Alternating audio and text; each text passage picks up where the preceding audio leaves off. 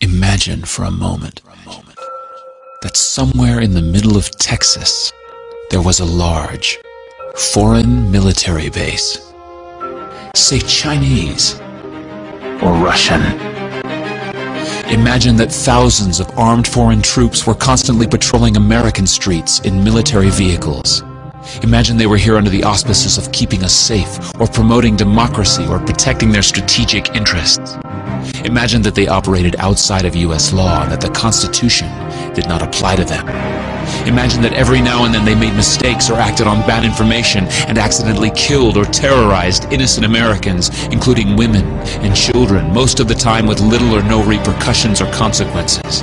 Imagine that they set up checkpoints on our soil and routinely searched and ransacked entire neighborhoods of homes.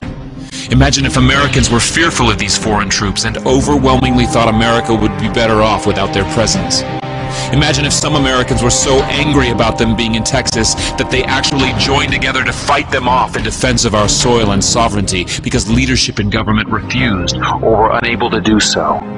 Imagine that those Americans were labeled terrorists or insurgents for their defensive actions and routinely killed or captured or tortured by the foreign troops on our land.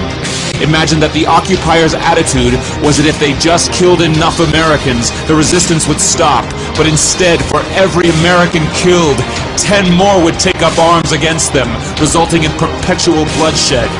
Imagine if most of the citizens of the foreign land also wanted these troops to return home. Imagine if they elected a leader who promised to bring them home and put an end to this horror. Imagine if that leader changed his mind once he took office. The reality is that our military presence on foreign soil is as offensive to the people that live there as armed Chinese troops would be if they were stationed in Texas. Shutting down military bases and ceasing to deal with other nations with threats and violence is not isolationism. It is the opposite. Opening ourselves up to friendship, honest trade, and diplomacy is the foreign policy of peace and prosperity. It is the only foreign policy that will not bankrupt us in the short order, as our current actions most definitely will. I share the disappointment of the American people in the foreign policy rhetoric coming from the administration.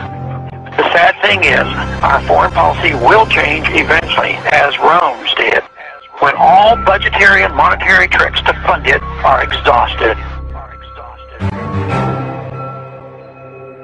Click here to learn how Ron Paul is America's strongest presidential candidate on national defense. Or get involved and click here to learn how to register to vote in 2012.